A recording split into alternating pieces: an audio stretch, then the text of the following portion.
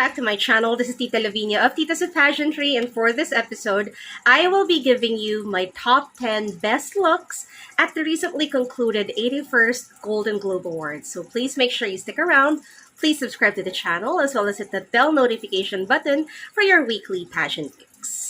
Well, hello guys. I hope that you're doing well. So this episode marks my very first regular episode for 2024.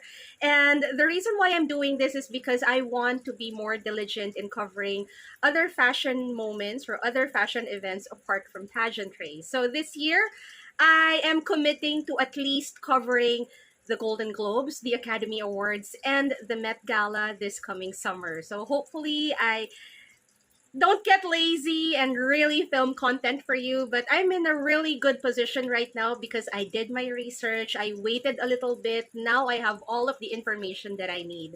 So last January 7th was the 81st Golden Globe Awards, and we got to see a lot of the stars that we have been checking out all year long. I mean, last year was dominated by Barbie, so we really wanted to see how this film would fare against all of the other films that are competing. And we talked about this in our live sesh.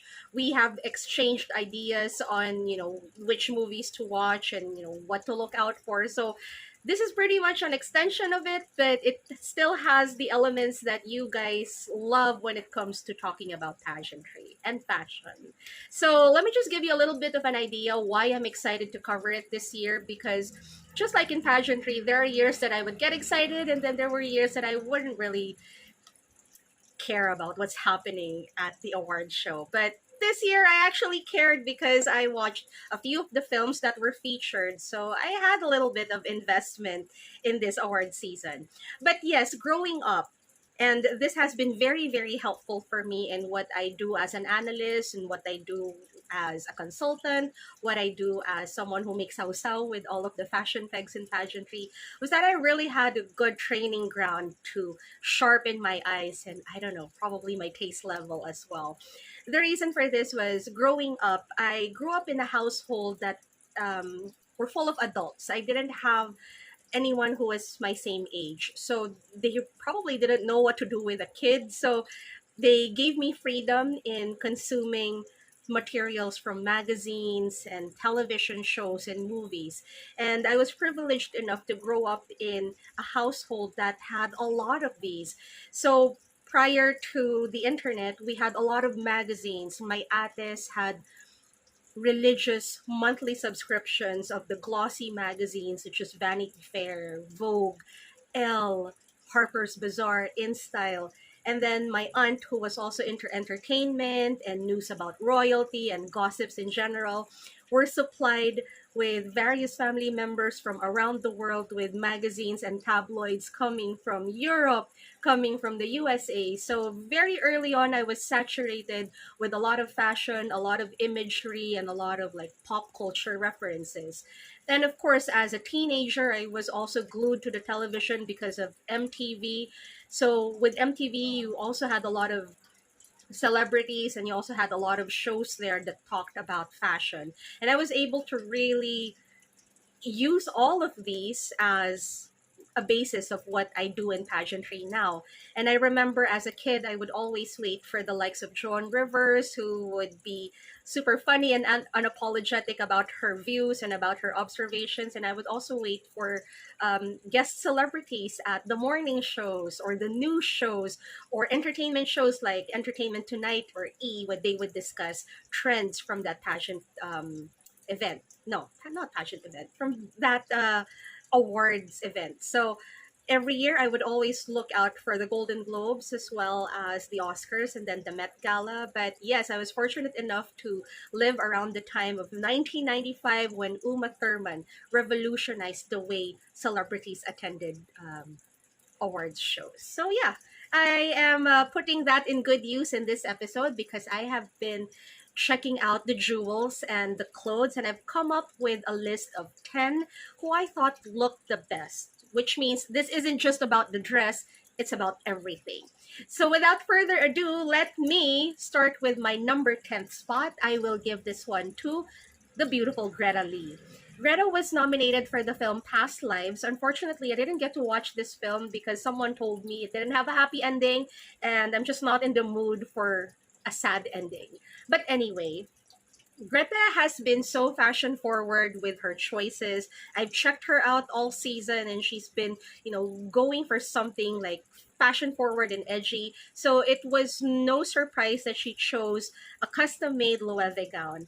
So she wore a gown that was based of a fall winter 2020 design. The original design was in black, but Greta wore a pale lemon yellow floor length bi-material ring dress with a semi-exposed back.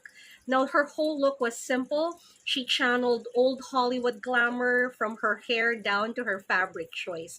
The fabric choice, I know, is a little bit polarizing. Some people liked it because it seemed fashion forward.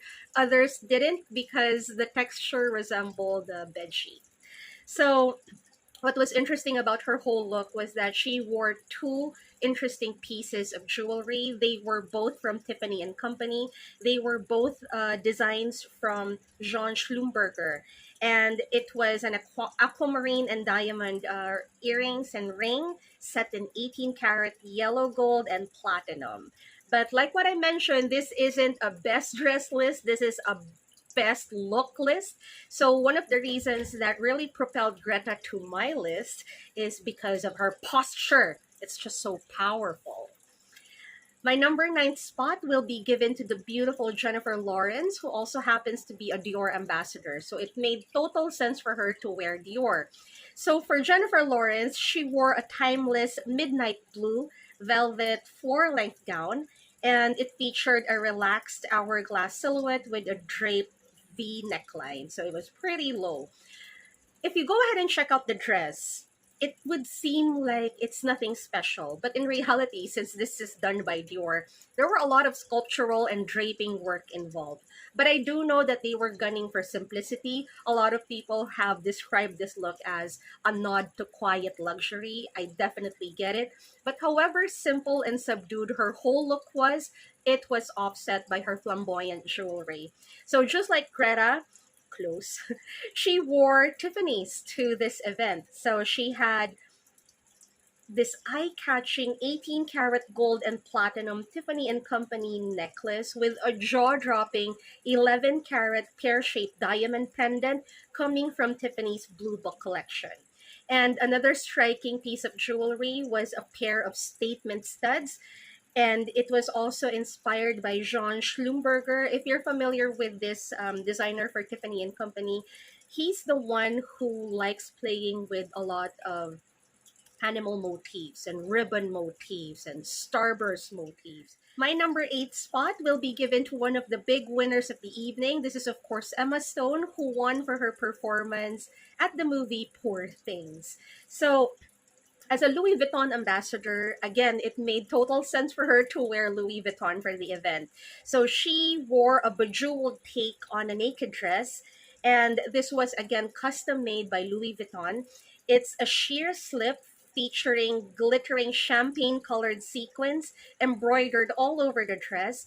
It had pale pink and dusky blue floral embellishments. So I like the whole subtlety of the colors. Not a lot of people liked it because they felt that it washed her out or that it was just so similar in her skin tone. But knowing Emma Stone, she's been very versatile with her fashion choices. Like one year she would go for vibrant chartreuse green, and then the other year she would go back to her nudes and beiges. So she's very flexible when it comes to colors. I like that. Yes, everything was just so relaxed, from her hair to her makeup. Everything was just so light and simple, but she had bling bling on. Louis Vuitton high jewelry provided her with her amazing earrings. These were from the Bravery collection.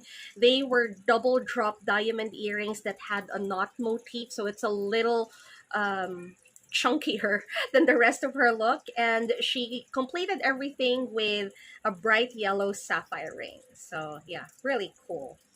Number 7 for me is someone who is always so predictable when she goes for that vintage appeal. And I'm talking about Elle Fanning. I think that she has been channeling Grace Kelly for the longest time. I wish she would put Grace Kelly to rest, but she always looks good in all of these Grace Kelly looking dresses. So I can't blame her styling team for really pushing the same look over and over again. But anyway, what's interesting about her whole look was that it wasn't custom made, it was not pulled from a previous collection, it was actually an archival piece. So Elle and the powers that be from her styling team, they were able to pull out an archival piece from the 1960s from Balmain's collection. So this was a champagne colored dress. It was strapless. It had a full skirt. It does have a very late 1950s, early 1960s feel to it. But again, because it was kept in such pristine condition, it looked absolutely marvelous. The satin just shines and it was just pressed nicely. It had a bow detail, which I think is still very on trend. It was more on trend in 2023, but it still works. And Elle Fanning, because she's so luminous and radiant, it's always so nice to dress her up. She has a strong styling team. I know because I follow her team. But anyway, as a Cartier ambassador, she wore a trio of Cartier jewels. She had a pair of Pluie de Cartier earrings, Reflection de Cartier necklace, and the Cartier collection pearl ring, which is just so feminine and so delicate. Speaking of feminine and delicate, let's move over to someone who looks like she was ripped off a page of a Tolkien novel. I am talking about one of the big winners of the evening as well, Elizabeth Debicki. Elizabeth Debicki won for her tragic portrayal of one of my favorites, Princess Diana from the Crown series in Netflix. She was ethereal in her whole look. She was so relaxed with her hair and makeup, it seemed like it was barely there. So her gown was made by Dior. It was from their autumn winter 2023-2024 collection. And get this, according to the description, the dress is made from tulle fabric adorned with antique silver discs held in place by a network of tarnished silver beads. I don't know with you guys, if that's not Tolkien like, I don't know what is. But again, what tied her whole look together were a layer of Dior necklaces with rose motifs coming from the Rose Dior Bagatelle line. And these are, of course, made from diamonds and white gold. And again, the reason why she's wearing Dior is because Elizabeth is also one of the Dior ambassadors. Number 5 is someone who provided much needed pop of color on the red carpet, and I'm talking about the much talked about Taylor Swift. So she's in my fifth spot because she wore a sequined column dress. It was pretty simple. It was just sequins all over. It was in lime green, held by straps at the back, made by Gucci. But what was more striking, apart from that, soda colored dress, were the earrings that she wore. And I counted, out of all of the ladies, maybe apart from Emily Blunt, she was the one who wore a lot of jewelry, which you probably would not really notice. But according to my count, she had 2 pairs of long earrings, 1 pair of diamond studs, 1 ear cuff, 1 bracelet, and 7 rings. All of these came from De Beers. It came from their Arpeggio line. And of course, that's the whole thing of like being bejeweled and then having De Beers and their tagline as diamonds are forever. She definitely sparkled and bejeweled. Next, my number 4th spot. To be honest, I don't know her, but she totally caught my attention. She is Julia Schlaepfer. I don't know if I'm butchering her name. I'm so sorry. Apparently, she's the star of the American Western 1923. And she looked really elegant in white. It was a silken backless dress. It was a halter neck gown by Daniel Frankel. She kept it minimal with her silver heels by Stuart Weitzman. But apart from the dress, which I really, really love because I saved the dress on Pinterest. I've been looking at this dress as I've been doing a lot of these collages on my new styling page, Lila Virtual Styling. So what I do is that I save like dresses so that I can make collages out of them. So I chose this for my number fourth spot because I actually saved this dress in my album. So for me to see this dress worn by someone on the red carpet, it really did not disappoint. But let me talk to you very quickly about her jewelry because she had very interesting jewelry on. So her rings were by Spinelli Kilcolin, very interesting modern jewelry. But her pièce de résistance were a pair of massive 42 carats in total earrings by Robert Prokop. Now, a little fun fact, just so you would have an idea as to how large these earrings are, I've compared this for one of its more famous wearers.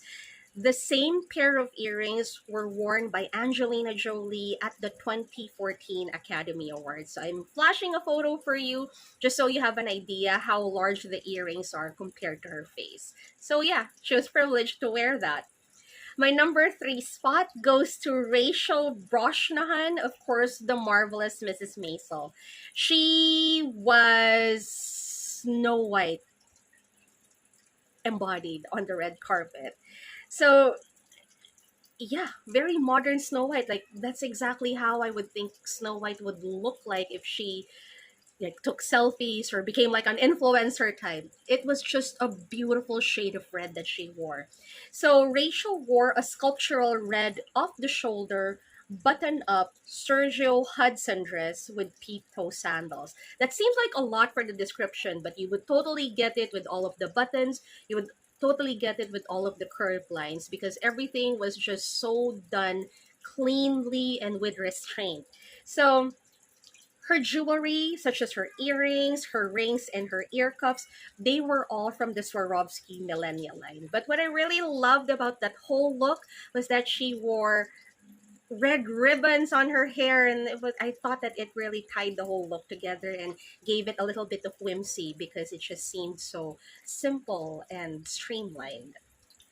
Number two, I will be giving this to the beautiful Natalie Portman. It was just such a shame to also see her as if she was going to break down and cry. Like if you see a lot of her videos, it seemed like she was in distress. I don't know if it was the cold or the wind or if she was going through something, but it just seemed like she looked sad on the red carpet. But anyway, why would you be sad if you're wearing such a fabulous dress? Now, her dress could have easily being one of my number one spot. It's just that I've seen this look on her so many times. It's just that this is an exceptional dress. Now this is the dreamiest dress on the red carpet. This immediately evokes images of Monet's paintings, and I guess that was what they were going for because the intricate Dior dress couture ball gown embroidered all over with magnificent impressionist landscape were made by the folks from the Chanakya School of Craft in Mumbai, and they used materials such as microflowers and vermicelli for their fine needlework. It apparently took them hundreds of hours to complete this dress. So, because the dress itself was just so intricate, Natalie opted to wear simpler jewelry. She also wore De Beers, just like Taylor Swift, but her earrings were from the Leah collection. So, yeah, really pretty. But before I reveal my number one spot, I'd like to give a quick shout out to the other looks that didn't quite make my list because I wasn't too keen on the dress. But yeah, I actually liked some of these looks. I'm going to start with Saltburn's Rosamund Pike. She had a Dior dress. It was really pretty all over, but I'd like to talk about her apple lace fascinator from Philip Tracy. I thought that was really genius. I also liked Dua Lipa's jewelry because it was just so out there. It was hard to miss. So she wore Schiaparelli, but never mind that. She wore a beryl and diamond archival Tiffany necklace valued at $189,000. So yeah, definitely hard to miss. Margot Robbie was in pink. I wasn't too keen about that whole pink look, but I was just staring at her jewelry the whole time. She was dripping in 3 million worth of jewels from Lorraine Schwartz, and she had earrings on and they were massive. If the other one, if Julia had like 42 carats in total. Well, she had a little lower than that, but they were big nevertheless. She had 30 carats of diamond studs from Lorraine Schwartz, but what was also blinding was her 3 carat D flawless diamond surrounded by a halo of pink diamonds. And you must know, guys, pink diamonds are so rare. So yeah, I am totally for this. But if you ask me, when it comes to jewelry talk, my favorite jewelry moment were from J-Lo, actually. She wore a whole set. And let me tell you about this because I'm really excited. I wasn't too keen about her whole quinceanera look. And I also felt that the color was just too powdery for her skin tone. But I was definitely glued to her jewelry because I've saved these pieces of jewelry in my Pinterest album. So that for me is like really good enough. And it also happens to feature one of my favorite gemstones, the Morganite. So JLo wore a set from Boucheron's Hopi the Hummingbird collection. She had 34 carats of morganites and diamonds, blue and pink sapphires, and I don't know, rose gold. Her earrings alone were 22 carats of morganites. And let me do a little bit of flexing because I love morganites. My ring is a morganite. So if you go ahead and check out this color, it's a blush color. It's peachy. So yeah, that's why I'm such a big fan of her jewelry moment. However, my number one spot, interestingly enough, is a look that did not have an ounce of jewelry. And I am talking about Miss Number One, Hunter Schafer. She was ethereal and phantom-like in a light blush see-through gown with translucent tendrils of gauzy fabric trailing behind her in a dramatic train. Now, underneath her wispy Prada dress is a plain white sheet slip completed with white pointed toe pumps. I hope that you appreciated that description because it just felt so dreamy. And the wind really played a big role in making this such an iconic look for me because, yeah, it really reminded me of Galadriel core. It reminded me of just the amazing feels of Prada in the 90s, and it even reminded me of that iconic moment in 1995 when Uma Thurman came out in a lilac dress with a gauzy fabric, also from Prada. So, looking at Hunter Schafer, there isn't a lot to say about her accessories because she didn't wear any, but her face, her hair, everything was just so pulled back and clean and luminous. And yeah, I was absolutely into this whole look. I know that she wore a similar dress, shorter, but in blue for an event like weeks prior. So this is just like a grander version of that, but it totally worked for me. I enjoyed all angles of looking at her dress being so windblown that evening. So there you have it, folks. I hope that you enjoyed this episode and I hope that it gave you more inspiration to really push yourselves in terms of taste, in terms of your preferences for this pageant season. So I'm going to say goodbye and I'm going to see you next Sunday. Thank you, guys.